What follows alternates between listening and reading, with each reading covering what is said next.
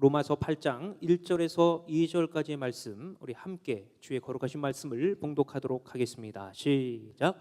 그러므로 이제 그리스도 예수 안에 있는 자에게는 결코 정죄함이 없나니 이는 그리스도 예수 안에 있는 생명의 성령의 법이 죄와 사망의 법에서 너를 해방하였음이라. 아멘. 무언가 이렇게 무섭도록 집착을 하거나 사로잡혀 있는 삶을 사는 사람들은 불행합니다. 어떤 취미에 집착하든가 명예에 집착하든가 또는 돈에 집착을 하든가 운동에 집착을 하든가 균형이 무너질 정도로 그런 일에 집착을 하게 되는 것은 결코 행복이 아닌 듯해요. 저는 조기 축구에 미쳐본 적이 있습니다.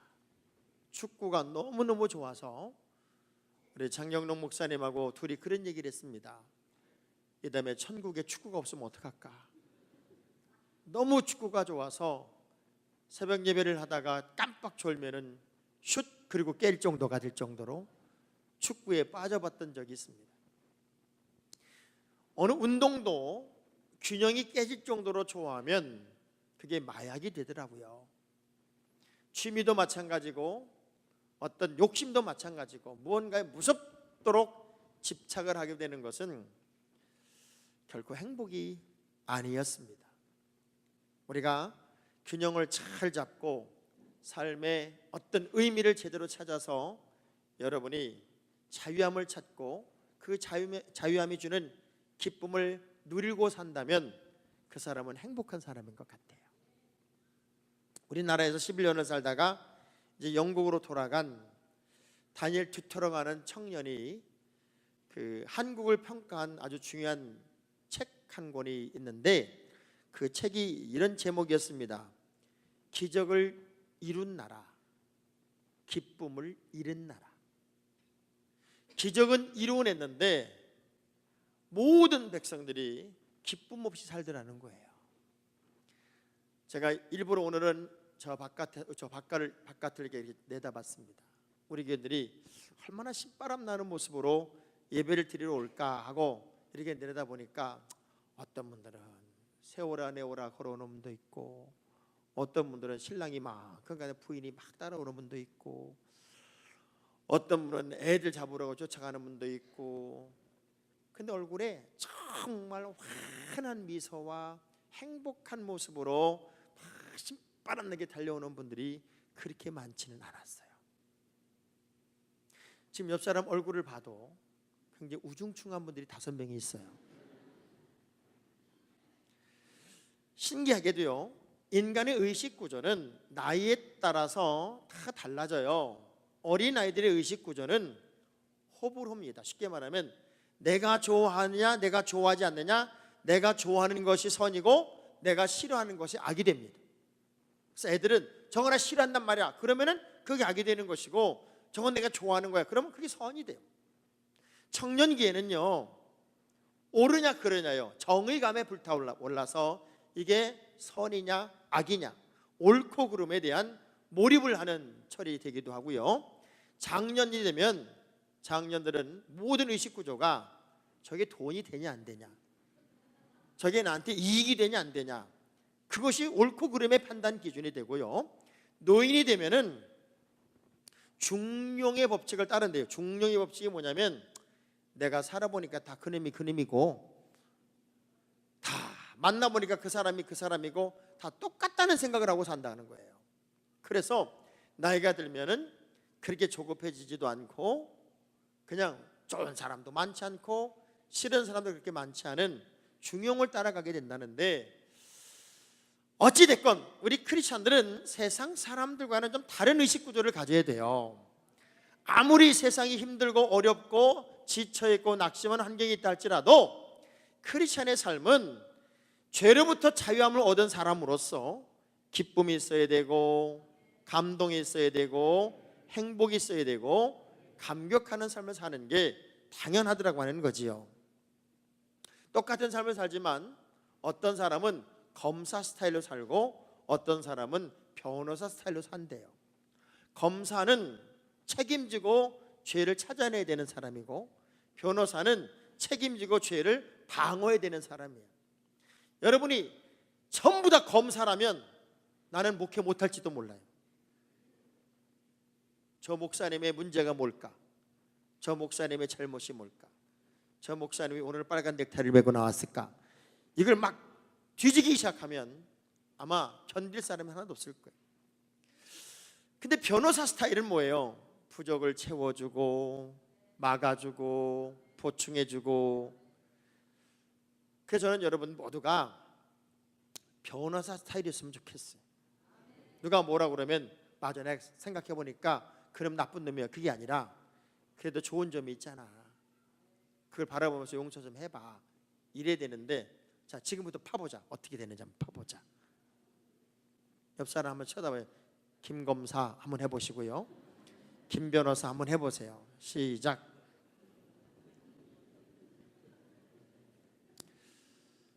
우리 크리스찬들의 삶의 내용을 어떻게 표현했냐면 시편 16편 11절의 말씀을 한번 보겠습니다. 시작. 주께서 생명의 길을 내게 보이시리니 주의 앞에는 충만한 기쁨이 있고 주의 오른쪽에는 영원한 즐거움이 있다. 신기하잖아요. 주께서 생명의 길을 내게 보이셨어요. 그래서 주의 앞에는 뭐가 있어요? 충만한 기쁨이 있고 주의 오른쪽에는 영원한 즐거움이 있어요. 그러면 여러분이 예수 그리스도를 내 인생의 진리고 생명이고 길이 되시는 그분을 따라간다면 당연히 기쁨과 즐거움으로 가득 채워져 있어야 되는 게 맞다는 거예요. 로마서는 총 주제가 이신칭입니다. 쉽게 말하면 믿음으로 말미암아 의로워진다 하는 주제를 가지고 있어요. 그래서 로마서를 읽어보면 행위 구원도 아니고 믿음으로 구원받는 것이다 하는 것을 강력하게 정의를 내립니다. 그런데 이상하죠? 모든 교인들이 예수를 믿음으로 말미암아 구원을 얻는다는 확실한 어떤 구원의 메시지를 가지고 있음에도 불구하고 이 유대인 개종자들에게는 양이 안 차는 거예요.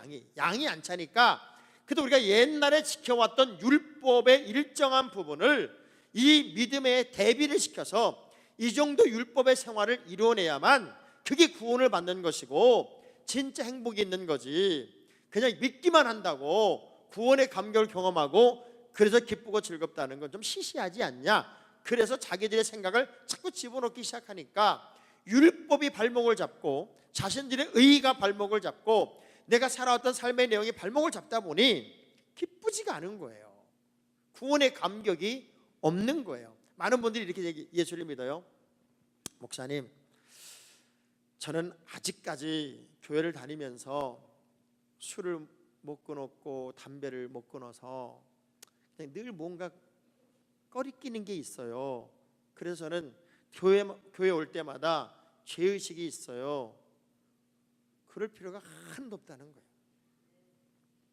그렇다고 교회 와서 뭐 담배를 피우고 술을 먹으라는 게 아니라 그 어느 날 내 안에 하나님이 주시는 기쁨이 자리 잡으면 세상적인 기쁨이었던 것들이 자동적으로 사라지더라는 거예요.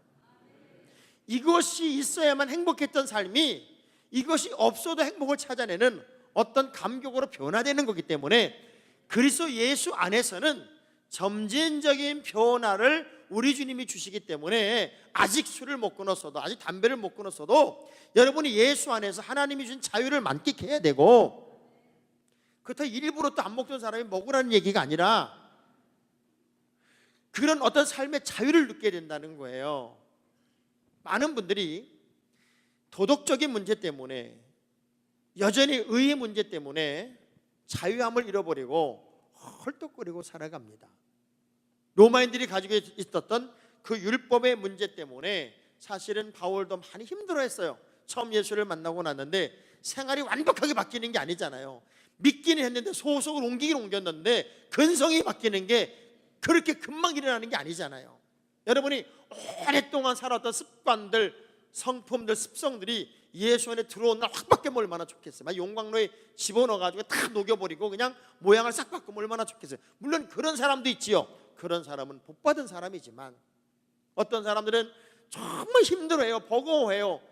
괜히 예수 믿었나, 그냥 술을 먹을 때 즐겁게 먹었는데 자꾸 걸리고, 담배를 필 때 자꾸 걸리고, 이거 괜히 예수 믿었나, 그런 부담이 될 때도 있어요. 그런데 어느 날 그런 것들이 다 자연스럽게 사라지고 새로운 기쁨을 주셨는데, 그 기쁨이 그런 것이 아닌 기쁨보다 더 큰 기쁨이 되더라는 거예요. 그래서 로마서 7장 24절의 말씀을 보면, 바울 같은 사람이 고뇌를 했으니 여러분은 얼마나 고민하고 고뇌를 하겠어요. 시작. 오라, 나는 곤고한 사람이로다. 이 사망의 몸에서 누가 나를 건져내랴. 좀 더 쉬운 성경을 읽어볼게요. 시작. 나는 비참한 사람입니다.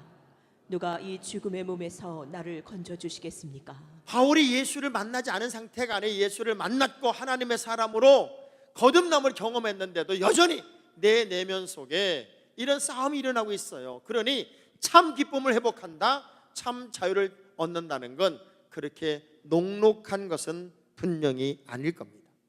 그러나 하나하나 변화가 되고, 하나하나 새로워지고, 하나하나 고쳐지고, 하나하나 바꿔져 가면서 어제의 내가 오늘의 내가 아니고, 오늘의 내가 내일의 내가 아닌 거룩한 성화의 단계를 거치다 보면 여러분은 가장 멋진 하나님의 걸작의 삶을 살 것이라고 저는 믿습니다.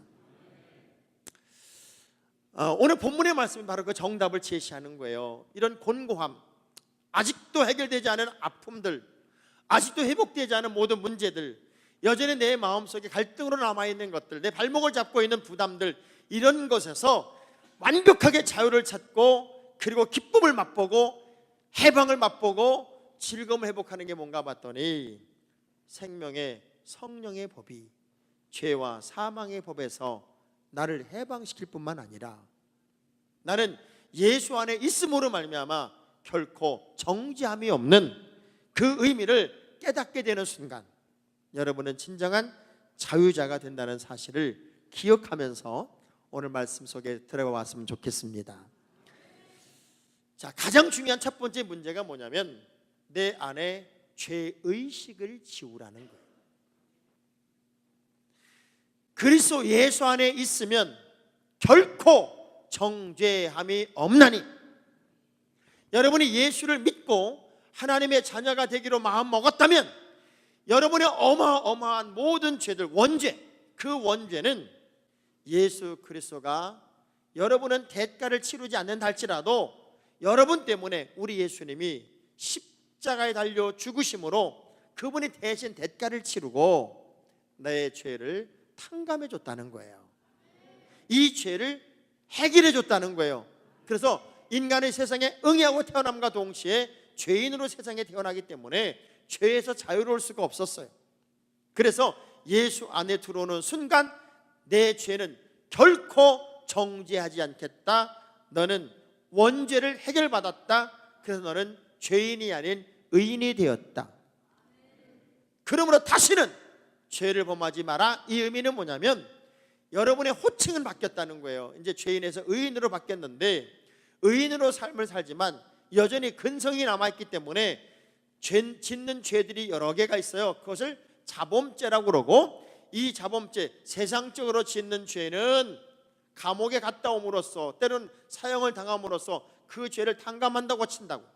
그러나 우리가 하나님 앞에 짓는 죄는 끝없이 회개하고 주님 앞에 죄를 자복하고 마치 더러운 옷을 빨아내듯 끝없이 빨아내다 보면 어느 날 여러분은 새 사람이 되었고 새로운 미래를 열어간다는 거죠. 그래서 죄인이었던 내가 그 죄로부터 자유함을 얻었으니, 죄의식을 가지고 살던 나에게 죄의식이 사라졌으니 얼마나 큰 자유와 얼마나 큰 기쁨이 있어야 되냐는 거예요. 쉽게 말하면 이렇게 생각을 해봅시다. 이제 재판이 얼마 안 남았어요. 예측되는 형량은 15년이고 어쩌면 무기징역일지도 모르겠어요. 지금 나는 너무 큰 죄가 있는데, 그런데 그 죄를 징계하는 죄의 법이 어느 날 없어져 버렸어요. 그래서 이 죄의 법이 사라졌으므로 당신의 최종 재판에서 당신의 죄는 사라졌으며 무죄, 그리고 무죄란 판결을 딱 받고 감옥을 나올 때 두 종류 반응을 한번 생각해 보세요. 난 감옥에 살고 싶었단 말이야. 나는 진짜 감옥에 평생 살고 싶었는데 왜 나를 석방시키는 거야? 자, 이럴까요? 아니면 그 문을 탁 열고 나오면서 두 손을 번쩍 들고 만세를 부르면서 나는 이제 자유의 몸이다, 나는 해방됐다, 그러고 나올까요? 너무 질문이 어려워서 미안해요. 우리가 죄로부터 자유함을 얻는 것은 인생의 모든 근본적인 문제로부터 자유함을 얻는 겁니다. 왜냐하면 로마서 5장 12절의 말씀 보니까 한 사람 때문에 인류에는 죄가 들어왔어요. 시작. 그러므로 한 사람으로 말미암아 죄가 세상에 들어오고 죄로 말미암아 사망이 들어왔나니 이와 같이 모든 사람이 죄를 지었으므로 사망이 모든 사람에게 이르렀느니라. 자, 모든 사람은 죄 때문에 사망에 이르게 되었어요. 그런데 예수 그리스도만이 우리의 이 모든 죄를 해결할 수 있는 능력이 있어요. 그분에게 들어가야 돼요. 근데 지금 여전히 죄의식 속에 사는 이유는 뭐냐면 나는 여전히 죄를 짓고 있다고 생각을 해요. 물론 여러분 죄를 짓고 있어요.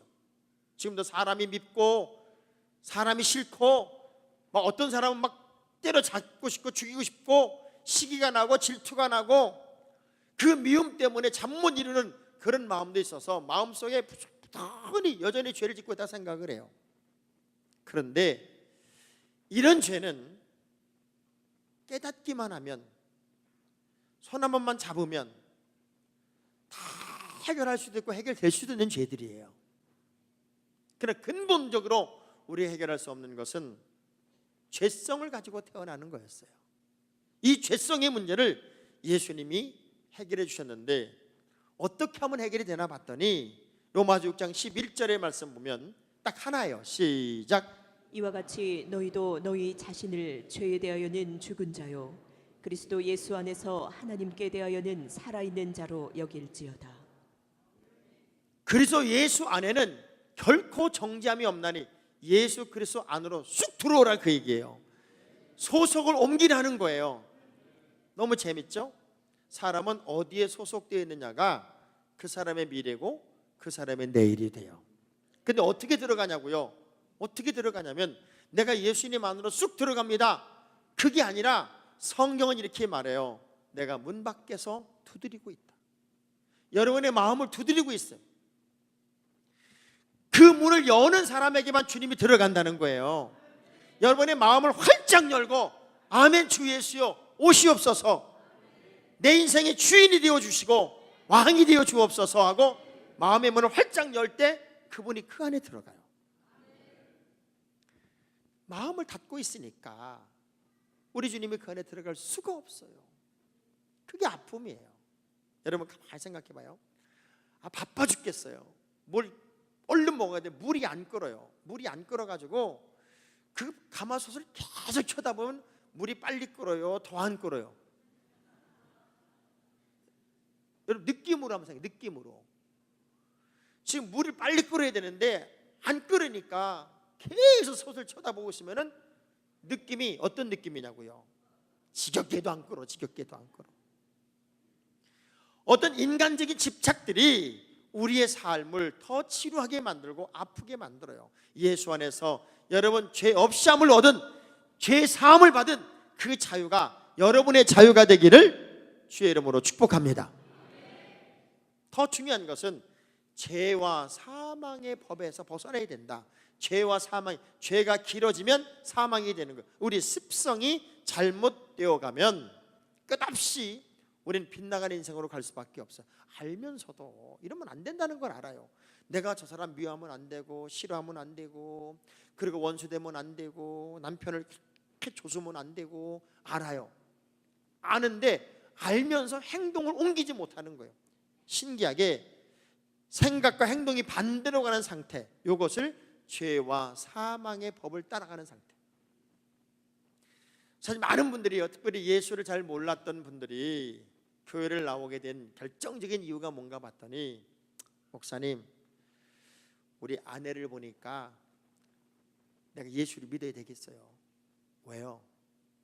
어떻게 그렇게 변화가 될 수 있어요? 옛날에는 싸납기가 황소 사촌쯤 됐었는데 세상에 교회를 다니더니 어떻게 이렇게 순둥이가 됐는지.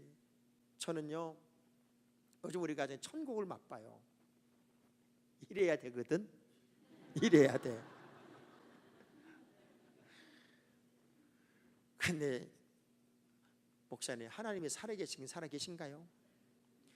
뭘 교회를 다닌다고 다니고 맨날 뭐 책가방을 들고 가는데 쌓아놨기가 이를 데가 없고, 어디서 말하는 법을 어떻게 이렇게 잘 배워왔는지, 잔소리가 10배는 늘었고, 아주 사람을 잡습니다. 잡어. 그러면 그 신랑이 교회를 가고 싶을까요? 안 가고 싶을까요? 왜 대답을 안 해요? 기가 막힌 일이 벌어지고 있어요. 뭔가 예수 안에 있으면 좀 거룩한 변화가 일어나야 되고, 아니 예배당을 데리고 와서 보니까 신랑이 속을 새겼어요. 그러면 여보, 아이고 내가 오늘 교회 갔다 오길 잘했다. 내가 오늘 은혜 안 받고 왔으면 당신 나한테 죽었다. 그런데 내가 교회 갔다 오니까 세상에 당신에게도 이것마저 사랑하라고 하나님 음성을 주시네. 여보, 방 어지러 놓으라고 했었어요. 빈둥빈둥 놓으라고 했었어요. 그래도 난 당신이 좋더라. 감격을 할까 안 할까요? 여보, 나 다음 주에 교회 갈래. 당연히 그럴 것 같아. 우리 옆 사람 쳐다보면서 목사님이 집사님 들으라고 하는 얘기예요 하면서. 사람이 얼마나 잘못될 수 있냐면요, 어느 목사님이 저한테 이런 얘기를 해주시는 거예요. 목사님, 우리 교회 중에는 음주운전으로 사망사고를 내가지고 감옥에 갔다 온 사람이 있어요. 그래서 그분이 감옥에 나올 때 가서 기도를 해주고 집으로 가는 줄 알았더니 기도를 해주니까 술집으로 또 술을 먹더래. 그걸 보고 자기가 기가 막히더래. 안 변하는구나. 결국 그 사람은 그 알코올 중독으로 폐인이 되고 그렇게 죽었다는 거예요. 여러분이 죄와 사망의 법을 떠나면 하나님의 새 생명의 법이 여러분을 주관한단 말이에요. 알면서도 왜 그 길을 가냔 말이에요. 가룟 유다가 예수님과 같이 다니면서도 가룟 유다예요. 데마가 바울과 다니면서도 데마더란 말이에요. 이들이 잘못 배워서가 아니에요. 잘 배웠음에도 불구하고 습성이 변하지 않으니까 이들에게 빗나간 길을 가요. 인간 하루에 150번의 선택의 기회가 주어지고 그 중에 30번 정도를 신중하게 선택을 하는데 그 중에 5번만이 건강한 선택을 하더라는 거예요. 그런 인간은 정확한 선택이 3.3%밖에 안 된다는 거예요. 그리고 우리가 얼마나 잘못된 선택을 하고 세상을 사냐고요. 그러기에 기도하지 않으면 안 되고 하나님의 뜻과 섭리를 따라가지 않으면 안 된단 말이에요. 여러분, 사망의 법, 죄의 법을 절대로 따라가지 않기를 주의 이름으로 축복합니다. 로마서 6장 6절의 말씀을 읽어볼게요. 시작. 우리가 알거니와 우리의 옛 사람이 예수와 함께 십자가에 못 박힌 것은 죄의 몸에 죽어 다시는 우리가 뭐에게 종로로 타지 말라고요? 죄에게 종로로 타지 마라. 또 6장 13절을 보면 또한 너희 지체를 불의의 무기로 죄에게 내주지 말라. 우리의 몸을 죄의 무기로 내주지 말라는 거예요. 여러분의 몸으로 하나님께 영광이 되어야 된다는 거죠. 그래서 우리는 매 순간분초가 하나님의 기쁨이 되고 자랑이 되고 영광이 되어야 돼요. 부자 정치인을 보고 부러웠던 정치 초년병 인문가가 찾아가서 얘기를 해요. 아니, 어떻게 하면 정치를 하면서도 당신처럼 그렇게 부자가 될 수 있어요? 비결 좀 가르쳐 주세요. 그랬더니 이 정치인이 이렇게 얘기하더래요. 소변을 볼 때 다리 하나를 들고 놀아. 그러길래 아니, 그건 개나 하는 거 아닙니까? 그러니까 개처럼 살아야 돼. 사람으로 하면 돈 못 벌어. 정치인이 정상적인 사람은 정치인이 어떻게 돈을 벌어? 근데 개처럼 살아야 돈을 버는 거지. 그 얘기를 하더라는 거예요. 그러니까 여러분이 주변에서 정치인을 이렇게 보면서 소변을 볼 때 유심히 보세요. 다리를 들고 노는지. 세상이 점점 죄악으로 타락으로 그냥 흑암으로 가지만 우린 그 안에서 오히려 빛이 돼야 되고 소금이 돼야 되고 죄와 사망의 법을 떠나는 생명의 성령의 법을 따르는 하나님의 자녀가 되어야 돼요. 저는요, 어찌됐건 예수 믿는 사람들은 다른 거 없어요. 영적으로 건강해야 돼요. 영적으로 건강하려면 예배 생활에 성공해야 되고 기도 생활에 성공해야 되고요, 하나님이 기뻐하는 일에 앞서가야 돼요.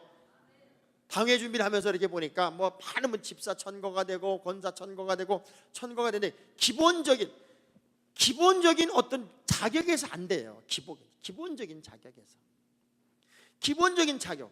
집사 천거자들 중에 정말 너무나 많은 분들이 하나님 앞에 11조를 안 드리더라고. 너무나 많은 분들이.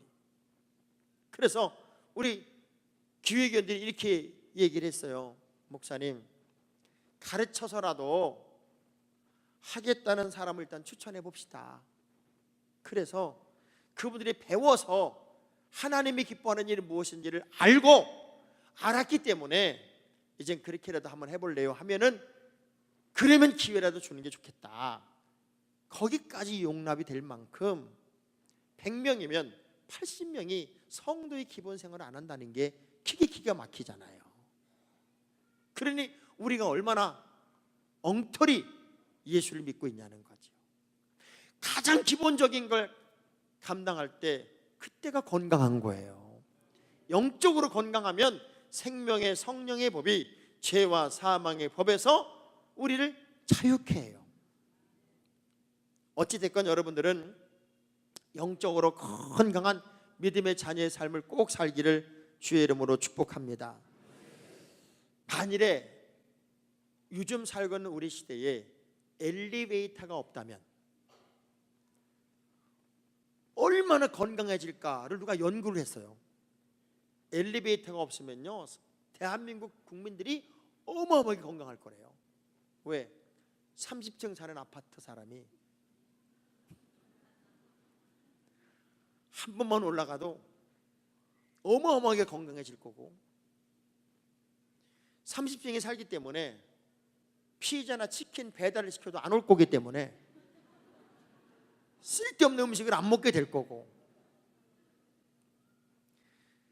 그러니 시간적인 여유가 많아져서 아주 건강한 정신, 육체를 갖고 사는 사람들이 엘리베이터만 없어도 가능해진다네요.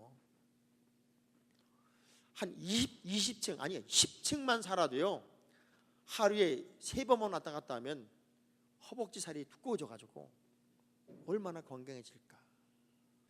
어느 날 동시적으로 우리나라 엘리베이터가 싹 하면 고장나면 얼마나 좋을까.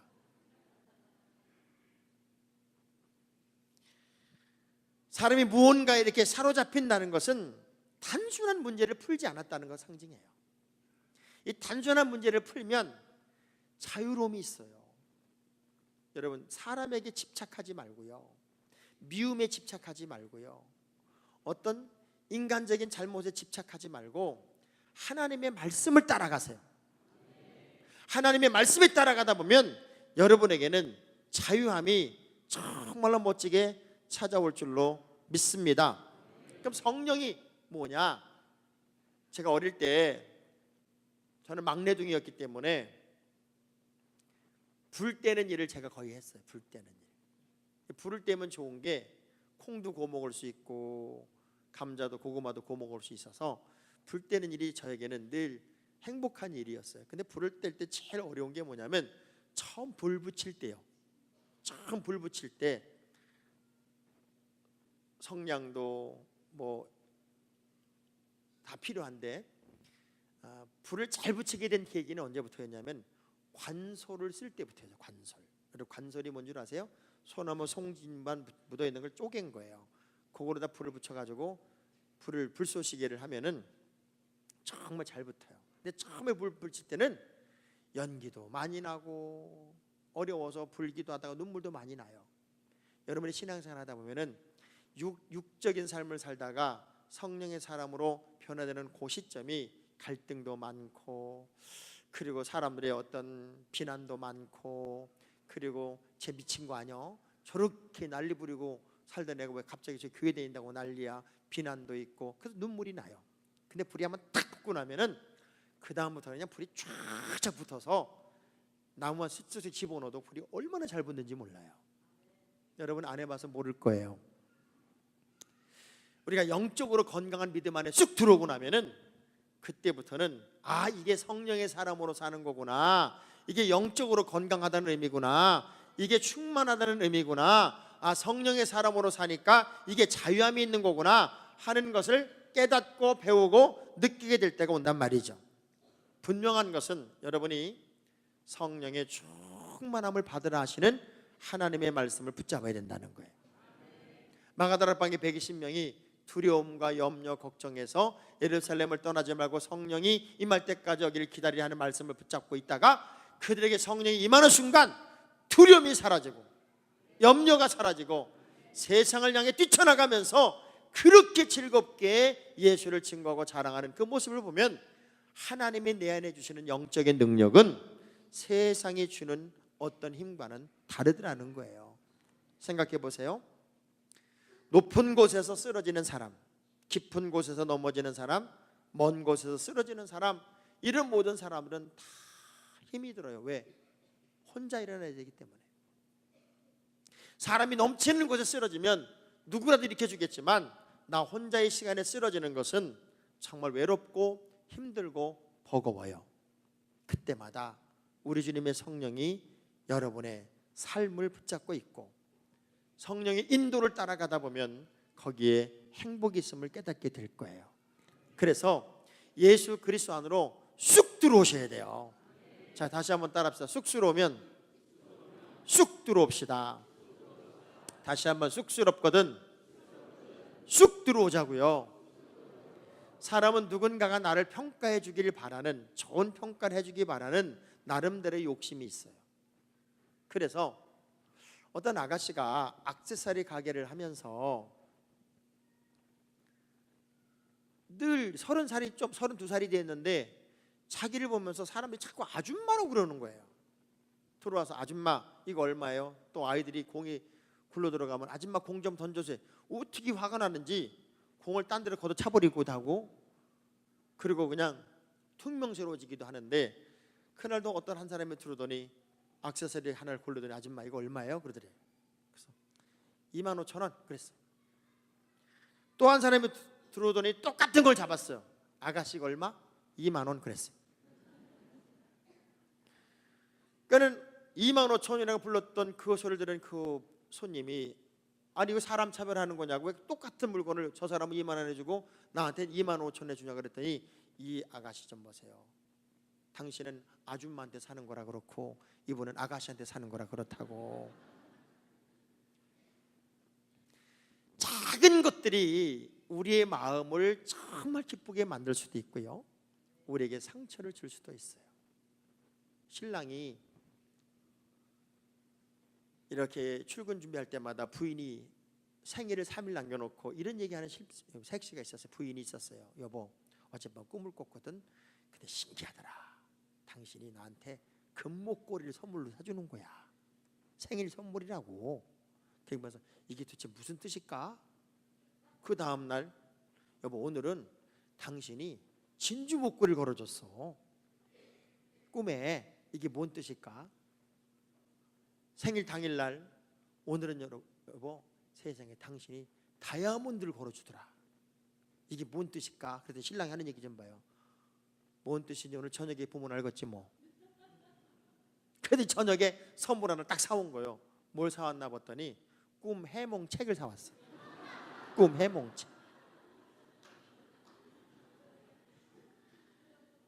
야, 웃기잖아요. 내 생각과 저 사람의 생각은 달라. 전 여러분이 늘 부탁합니다. 사람은 믿음의 대상일 수가 없습니다. 사람은 단지 사랑의 대상일 뿐이에요. 그러니 사람 때문에 상처받지도 말고 사람에게 상처 주지도 말고. 저도 31년 목회를 해보지만 진짜 교인 모르겠더라고. 진짜 모르겠어요. 어떤 한 교인의 문제가 계속 발생이 되면 이제 깨달았겠지 그러면 또 다른 문제가 발생하고 또 다른 문제가, 성격이 바뀌진 않더라고. 진짜 안 바뀌더라고. 같은 일이 30년 동안 반복되는 교인도 있어요.